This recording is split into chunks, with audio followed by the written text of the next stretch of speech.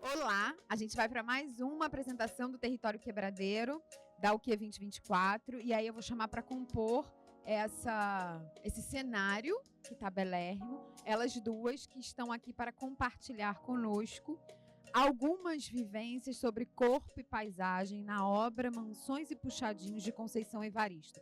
Cristiane Lima, Cris, vem para cá, meu amor, psicóloga, especialista em direitos humanos, dançarina, produtora cultural, escritora e quebradeira. Pernambucana, radicada no Rio de Janeiro, dedica-se à saúde mental e aos direitos sociais. Sua atuação e pesquisa se destacam pela abordagem antirracista e contracolonial, promovendo acolhimento, bem viver e autocuidado. Além de sua trajetória na psicologia, Cristine é apaixonada pela arte e pela resistência das periferias, que vê como potentes ferramentas de transformação social.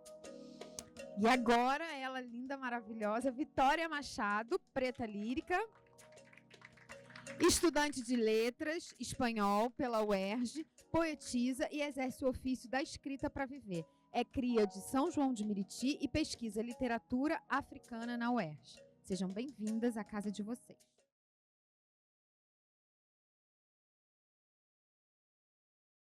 Gente, boa tarde, né?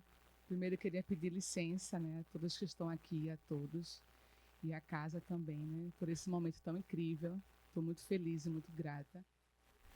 Boa tarde, eu quero agradecer a todo mundo que está presente, que a gente sabe da correria de cada um, e esse trabalho é muito importante, assim como todos, mas principalmente porque eu estou com a Cris, que é uma pessoa que eu admiro muito, então eu sou muito grata à ancestralidade por isso. Então, quando a gente pensou no nosso território, a gente não tinha um tema, e a gente foi dialogando, porque cada uma parte de uma vivência. E aí eu trouxe a questão da academia, porque eu pesquiso não só literaturas africanas, mas literatura brasileira.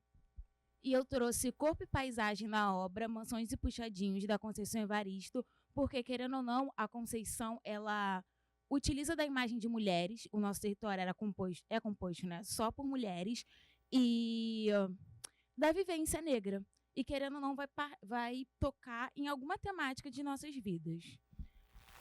O Mansões e Puxadinhos é um conto da Conceição Evaristo, e o conto ele aborda a seguinte temática. O conto ele relata a história das mansões e dos puxadinhos. Nessas mansões ocorre um crime ambiental, né? E o povo dessa mansão coloca a culpa nos puxadinhos no morro, o que não é verdade. Porém, eles colocam o morro como sujo, como local de doença, que sempre ocorreu, como a gente tem na nossa história. A questão do Pereira Passos, que no século XX ele vai trazer imigrantes para clarear a nossa população. Ele vai invadir com a revolta da vacina, né, junto com Oswaldo Cruz, o Morro da Providência para vacinar a população à força e coloca estereótipos como a favela criou casos de tuberculose, o que não é verdade. A tuberculose existe devido à questão da proximidade e outros fatores, mas não de fato a favela que criou. Imigrantes também trouxeram varíola, enfim, várias doenças, e a questão também, além do bota abaixo, né, como Eduardo Paes, que em 2015 o Eduardo Paes teve a mesma atitude, transformando a zona portuária numa zona para gringo ver, tirando famílias daquele espaço, rompendo não só laços, mas antes a pessoa ela conseguia ter a mobilidade de chegar ao seu trabalho e não consegue mais, porque essa pessoa tem uma falsa promessa de vamos te dar uma casa melhor, num local melhor, eles melhoram aquela área que era esquecida pelo governo e essa pessoa ela continua sendo esquecida pelo governo.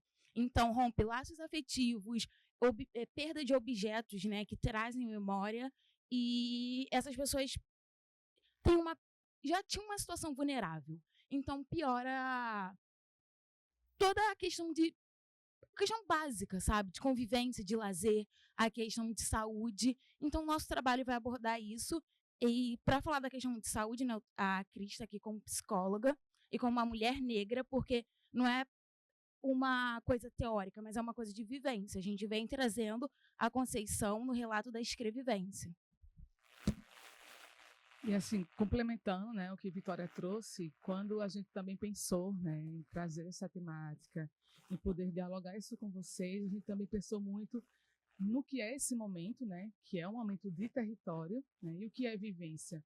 Então, assim, quando a gente fala sobre vivência, a gente fala sobre território, a gente fala sobre memória, a gente fala sobre narrativa. Então, assim, toda essa, todas essas temáticas, elas estão entrelaçadas, né? Então, assim, pensar memória, falar sobre memória, né, falar sobre território é um ato político, né? Então, assim, é um ato de resistência, né? A gente precisa poder estar sempre trazendo e resgatando esses momentos para a gente poder também entender aonde nós estamos, entender para onde nós vamos, de onde é que a gente veio, né? Então, assim, estar aqui veio a convite, né, de Vitória. Ela chegou para mim e fez: ó, Cris, a gente está pensando aqui no grupo, né? Eu pensei em você estar com a gente justamente para trazer esse olhar desse cuidado com a saúde, porque quando a gente fala sobre saúde, quando a gente fala sobre saúde mental, né? Então, assim, isso é um caminho que ele vem através de um cuidado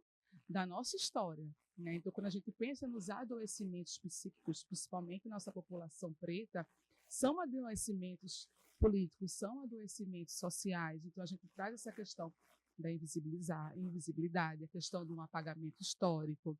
É uma questão de uma colonização, de um processo colonial que vai nos adoecendo, né? Então, o alienista está aí de Machado de Assis para trazer isso muito bem, né?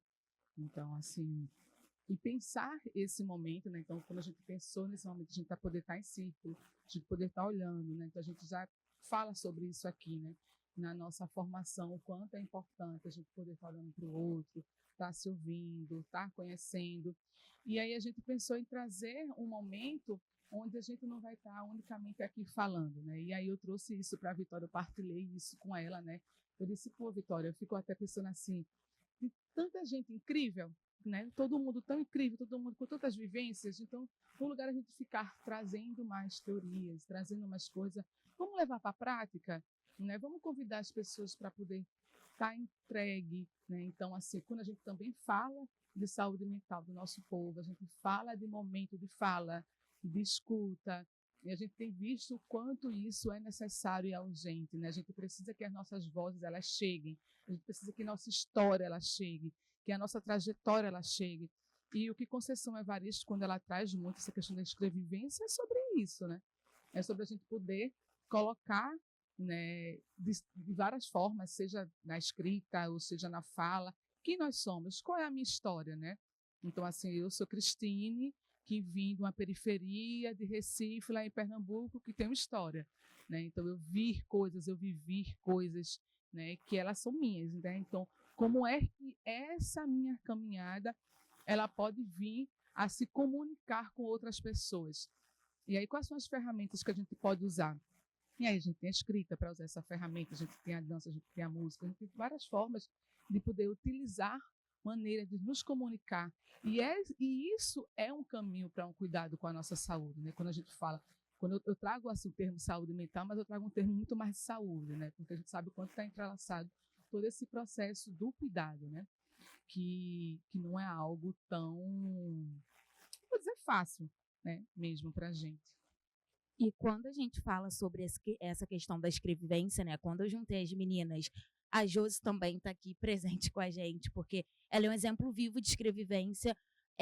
Eu tenho um grande respeito pela Conceição, só que a gente tem uma coisa muito de buscar representatividade, cobrar de uma pessoa só.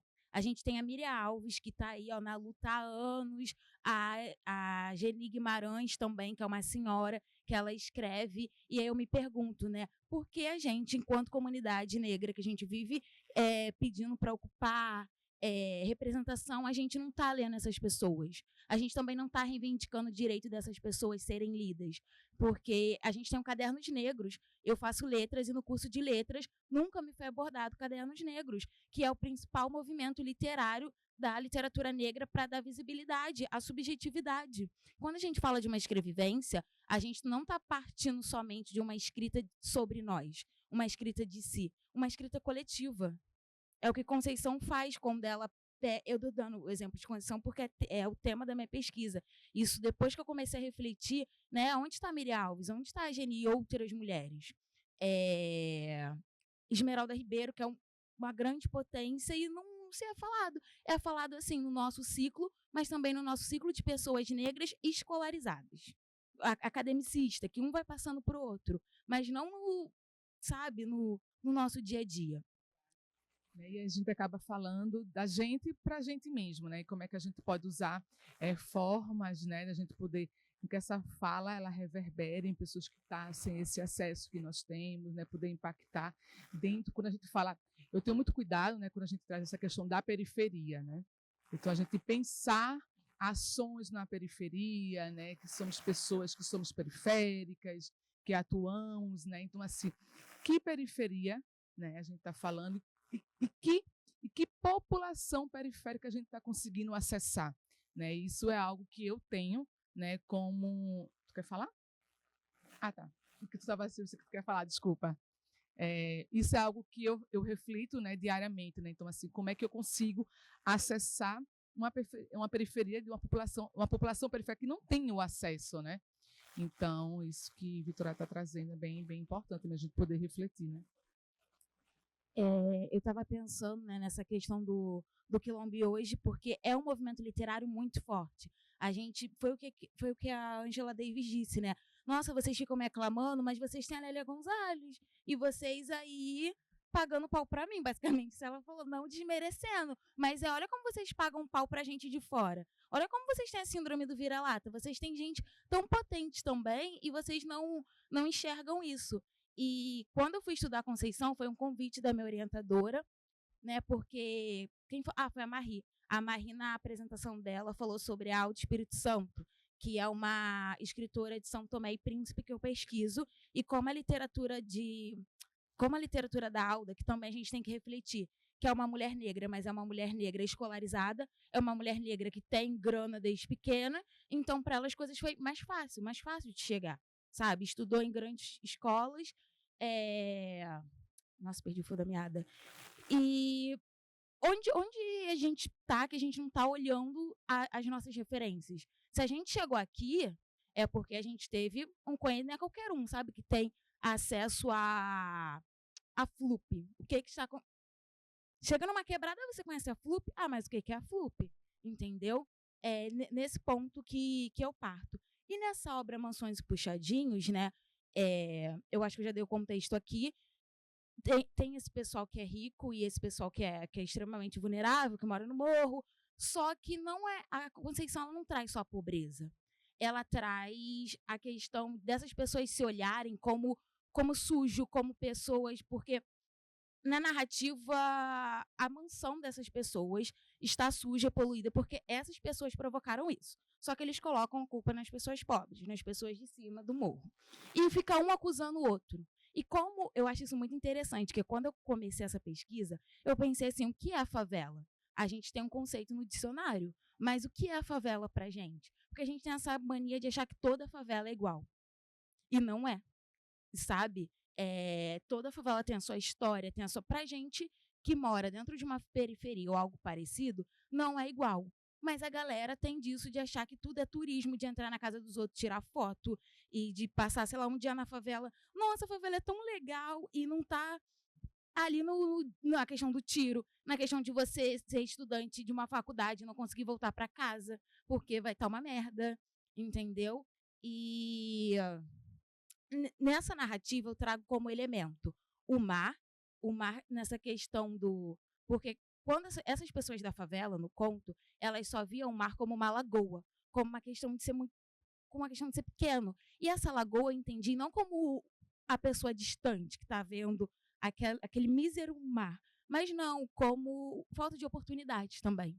Porque a Conceição, ela escreve, mas ela tem uns negócios de mistério e, como falta de oportunidade, eu trago também como alegoria, além do mar, o próprio morro, porque eu penso assim, que o morro, ele é personificado.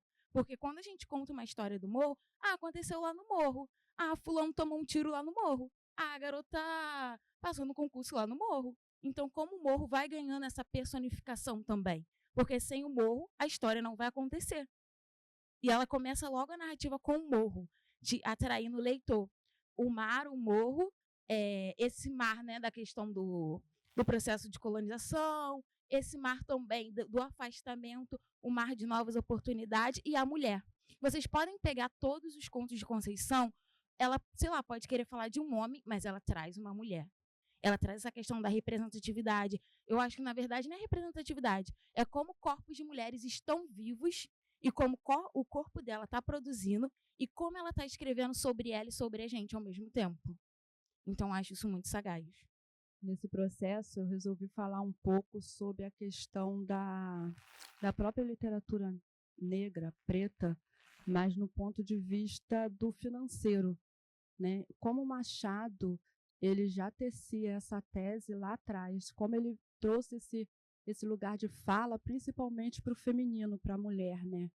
E aí eu construí uma poesia que acaba falando sobre de um poema dele, que é o Verme, e eu fiz um poema trazendo isso, porque assim, eu acho que é nisso que a gente tem de pensar, né? Essa escrita para além do que a gente faz hoje, como a gente lidar com essa escrita, como que a gente faz para precificar essa escrita, porque somos pessoas que, como pessoas negras, às vezes o valor fica muito aquém.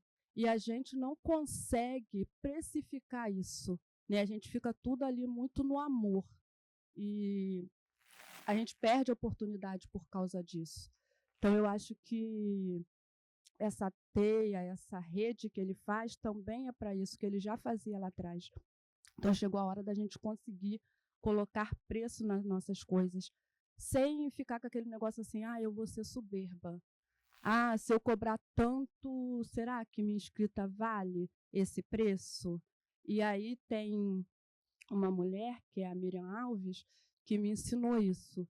E por isso que eu quis trazer ela, porque é uma escritora viva, a Conceição, uma escritora viva, e que está deixando esse legado, né? São pessoas que conheceram o Machado, né, lá atrás, que de alguma forma teceu essa rede com ele. E aí, como o Machado ele fala mais com as mulheres, eu quis fazer essa poesia. Estou meio nervosa. que conversa com o poema O Verme, que é a flor ancestral. Na terra preta sagrada brotou uma flor de axé, regada pelos orixás, com o sangue de quem é fé. O verme tentou corroê-la, desprezou sua raiz, mas esqueceu que o chão diz segredos de uma aldeia inteira. Ele mordeu suas pétalas, soprou ventos de amargura, mas a flor traz a cultura, que renasce em cada sol. Dos tambores, vento, o canto e a raiz se fortalece. Se o ciúme fere e padece, a flor ao som de atabaque avança. E quando o verme se cansa, o perfume da flor expande, levando ao céu a lembrança que somos filhos de Oxalá, porque a flor negra é altiva, vive em cada coração, resiste em sua missão. Ser flor sempre, ser poesia, ser surubom. Josilene Nega Black. E na questão de precificar, é uma experiência, e por isso que eu quis trazer isso, porque eu passei por isso essa semana. E eu sempre trago coisas que eu acho que serve para a gente, porque é o que a gente passa, né? Teve uma pessoa que me chamou por indicação, por gol de letra, e eu fiquei fazendo joguinho de ping-pong com a pessoa para saber quanto eu poderia cobrar, porque eu não sabia dar preço. E toda vez que eu fazia tipo um jogo, a pessoa me retornava, mas eu estou te perguntando exatamente isso, qual é o seu preço? E eu não sabia falar.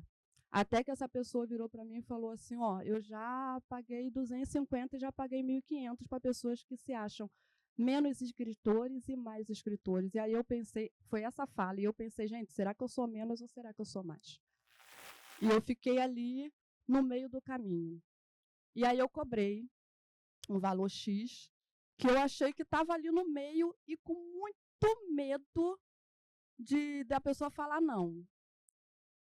Mas a pessoa falou assim, eu não estou vendo aqui o seu translago e nem a sua alimentação.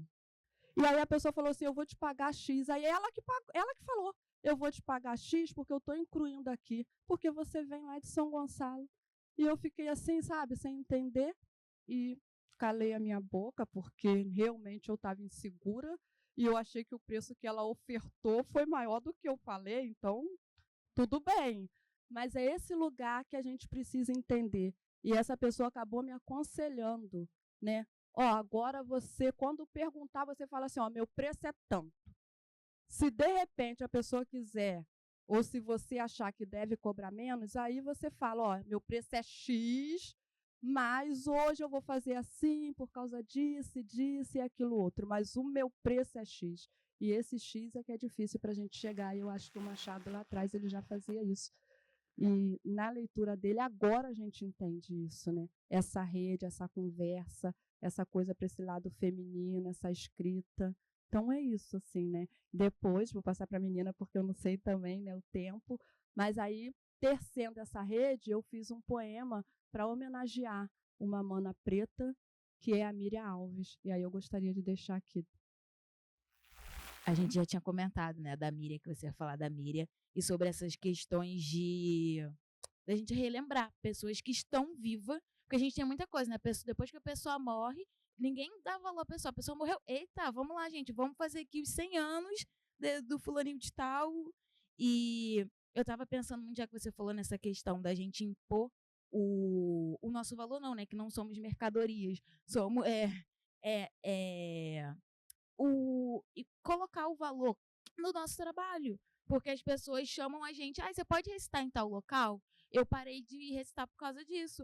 Eu vou te dar um lanche. Gente, isso é um trabalho intelectual, entendeu? A gente usa a nossa força. Lanche é lanche em casa, desculpa, sabe? Mas eu também quero receber, eu quero estar. Eu já recitei no circo voador, a mulher me deu um chá de cadeira, circo voador. Se fosse uma pessoa grande, ela ia pagar antes. Eu tomei um chá de cadeira para ser paga. Isso aos 17 anos, ela colocou uma menor de idade em risco, entendeu? Se eu não tivesse minha mãe, a mulher me dá uma volta. Bonita, sabe? E aí eu estava pensando muito também nessa coisa, né? De, como você falou, da gente se impor, mas como a gente também está se impondo? Eu vejo muito nessa pesquisa que eu faço de corpo e paisagem, das pessoas, vamos adotar não, uma palavra agora que não vem na minha cabeça. Vamos preservar a nossa identidade. Aí as minas são o quê? Padrão Madureira. Se você não é um padrão Madureira, você não está preservando a sua identidade. Eu não sou negona, né? Que o pessoal brinca na internet. Tem que ser 100% negona. Tem que ter unha de acrigel e tem que ter um cabelo até a bunda de... Meu amor, não vou dar o meu dinheiro suado para ter um cabelo até a bunda. E aí você continua sendo a neguinha. Se você não é negona, você é neguinha. Entendeu? Se você não tem esse dinheiro para estar ali. A gente sai de uma corrente de pessoas brancas que está te impondo um padrão para a gente ir para uma corrente de pessoas negras. E nesse trabalho que eu trago a Tasha e a Tracy, porque elas continuam utilizando, elas compõem, elas ganham dinheiro com o rapper, porém eu acho que elas não se vendem, vamos assim falar, porque elas continuam utilizando o cabelo baixo. Elas, antes, né, da fama, utilizavam cabelo Black Power, continuam usando roupas dos anos 2000, que era uma coisa barata. Eu uso Kenya porque eu calço 41. A galera fala assim, nossa, mas você tem dinheiro para dar tal valor. Não, meu amor, porque eu preciso me calçar, senão eu não vou me calçar. Eu não tô querendo entrar num padrão, às vezes é necessidade, sabe? E aí a pessoa fica assim, mas se você fizesse tal cabelo, se você botasse tal roupa, e... Eu já fui chamada muito de academicista, mas a partir do momento que pessoas negras entram na academia, elas vão continuando a ter um não lugar. Porque se a gente está na academia, a gente vai aprender coisas, a gente vai ter que aprender a se portar, às vezes, para ganhar, sei lá, uma bolsa, para conseguir falar com aquela pessoa que é a nossa referência, e a gente na favela vai também ser vista. Pô, mas você não está falando igual os cria.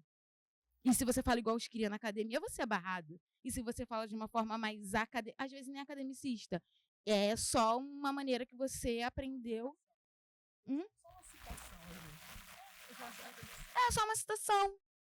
E quando eu entrei na graduação, eu sou de 2001 na UERJ, de 2020, 2020.1 na UERJ, e aí a galera falava assim pra mim: nossa, mas você tá muito academicista. Eu falei: gente, porque eu tô adentrei um espaço, eu já era muito academicista, porque graças a Deus no meu caminho apareceram pessoas como a Selminha, ai diva, amo, como a Selminha Rai, e outras mulheres que, olha, quando você entrar na academia, esse é o caminho das pedras, vai atrás de uma bolsa de pesquisa, vai atrás disso, vai atrás daquilo, senão ia sair como muita gente entra na UERJ, entrou seco, saiu seco, seco eu digo de experiência acadêmica, né, e só com experiências que você tem, assim, de fora dessa academia. Então é muito complicado isso. Assim, complementando, né, a fala das meninas, eu acho muito interessante e importante isso que Josilene trouxe, né, a gente poder pensar essa questão, né, de como é que iremos estar nos relacionando, né, em espaço de arte, de cultura, quando a gente pensa nessa questão de preços, nossos serviços, né, então também atuo, né, na área de cultura, e isso é uma das maiores diálogos que a gente tem, né, um dos maiores debates é sobre isso, né, como é que a gente faz cultura no Brasil de uma forma digna mesmo, né, isso é um termo que a gente gosta de usar, porque cada vez mais é visto essa questão de inclusão, né, diversidade e inclusão, né, então grandes instituições internacionais, né, utilizam muito, né, esse serviço da periferia, os artistas periféricos, né, pretos, artistas LGBTQIAPN+, PCD, né, nesse discurso de que nós temos aqui na nossa equipe, né, temos aqui nesse determinado processo, uma equipe, pessoas pretas, né, então como é que nós podemos, né, quais são os caminhos possíveis para a gente poder estar ressignificando esse lugar, né, e resistindo nisso, porque uma das coisas mais coloniais que a gente pode trazer é essa questão do capitalismo, né, então assim, é uma herança que está aí cada vez mais forte. Como é que a gente faz diante disso, né? Cada um aqui tem sua arte, a gente sabe como é, né, o investimento financeiro mesmo, o valor das coisas, né? Então, assim, eu gostei muito quando a Vitória falou, né, nessa questão de que não, tem coisas que não têm valor, né? E tem coisas que têm preço mesmo, né? Quando a gente vai comprar a passagem do ônibus, do metrô, do trem, lá tem um preço, né? Então, quando a gente vai comprar um livro, que você chega, quanto é esse livro? O livro tem lá, o preço do livro é esse, né? Então, quanto é tal coisa, né? Então, assim, para a gente poder estar, né, construindo, para a gente estar aqui fazendo especialização, fazendo uma formação, né, para a gente estar podendo agregar conhecimentos, para que esses conhecimentos a gente possa partilhar com os nossos, tudo isso tem um custo, né? Então, como é que a gente pode, isso é um processo, quando eu gosto de falar da saúde mental, eu falo disso também, isso é um processo de cuidado, né? Como é que a gente cuida da gente, como é que a gente cuida dos nossos, nesse lugar mesmo de fortalecer e falar assim, vai lá, vamos entender aqui, né? Vamos entender como é que a gente pode chegar, a gente pode estar fortalecido para dialogar e falar assim, ó, eu sou psicóloga, o valor da minha sessão é esse, se for individual é esse, se for em grupo é esse, sabe? Eu sou produtora cultural, se for contratar minha roda de samba, meu valor é esse, se for contratar o meu valor, meu freela é esse, né? Então a gente precisa buscar a forma de nos acolher uns ao outro, falar assim, ó, fulana, fui contratada para um lugar, não sei qual valor, senta aqui, vamos, né? Então quais espaços a gente pode estar acionando para a gente poder entender quais são os valores e nos fortalecer nesse lugar. É importante a gente poder ter essa autonomia, né, de poder estar entendendo que tem sim, a gente precisa sim dialogar sobre isso, vai contratar por um evento, falar isso, e foi muito bom isso que você trouxe, né, que a pessoa falou para você, né, e a sua passagem, e a sua alimentação, porque ainda tem isso, a gente fala um valor, né, meu valor é esse, mas é o valor daquele meu serviço naquela hora trabalhada, né, então, e a minha passagem, e a minha alimentação, né, então, porque senão a gente vai esbarrar muito Porque o movimento é esse mesmo, não é um movimento de uma supervalorização do nosso trabalho. Nossa, que incrível! Cris saiu de uma favela lá de Recife e está aqui. Que maravilha, vamos pagar tanto para... Não, eu que tenho que falar que eu sou produtora cultural, eu que falo que eu sou gestora, eu que falo que eu sou psicóloga, porque se eu não falar quem eu sou, o que eu faço, como eu faço, eu não vou achar que alguém vai vir falar, nossa, que incrível, Cristina, é isso não. Então é importante a gente poder reafirmar que nós somos, falar eu sou produtora, eu sou escritora, usar esse termo, eu sou escritora, foi uma coisa para mim muito difícil. Gente, eu tenho um livro publicado pela PUC de São Paulo, sabe? Ninguém nem sabe disso, eu nem falo sobre isso. Eu falo, gente, eu nem falo que eu tenho um livro publicado pela PUC de São Paulo. Eu publiquei esse livro faz uns 10 anos, sabe? E assim, é uma coisa que eu nem falo, acho que eu nunca nem disse aqui, acho que é a primeira vez que eu estou partilhando aqui, sabe? Porque assim, foi um lugar muito negado, né? Então, quando a gente fala sobre vivência, a gente fala sobre corpo, é narrativa, é território, é isso. Então, eu queria deixar aqui o poema que eu fiz para a Miriam Alves, que eu acho importante, sabe? É uma mulher preta, uma mulher que está aí há anos, que sabe que as pessoas trabalham com as escritas dela, mas é aquilo, é difícil, a gente sabe que é difícil, é luta mesmo. Miriam Alves, poesia em movimento, nos passos de uma mulher matriz, carregas no peito histórias de raiz, momento de busca, lança olhando o mundo, estrelas no dedo firme ao tocar, o céu das palavras que sabes moldar, bará na trilha do vento, a voz do caminho, dançam, nunca anda sozinho, poema reunidos em cada pedaços, duelo na cor do Brasil, costurando retalhos, tem forças de 1000 mulher, búfalo, Miriam Alves, plural, referência de outras tantas, Arobobô, o canto sagrado, Miriam Alves, arcabouço banto, versam nós por nós, eterniza amor nas cirandas negras, periférica, vestida de favela, entra nas casas e nas bibliotecas, pobres e ricas do nosso Brasil. Eu não sei se vocês conhecem a Miriam Alves, mas todos esses nomes que eu falei aqui meio diferentes são títulos das obras dela. Tá bom? Obrigada, essa é a minha homenagem para a Miriam Alves. Agradecendo a vocês, né, e a gente ficar aí nesse diálogo, né, vamos ter surubão, se alguém tiver algo para partilhar, né, de documentários, de leitura, já colocou Ionara, massa, a gente vai falando aí, tá? Se alguém também tiver algo também que puder me passar também no privado, eu aceito, né, que possa agregar esse momento, e assim eu finalizo a minha fala, tá? Muito obrigada. Obrigada, gente, pela escuta. Obrigada, gratidão a todos pela oportunidade.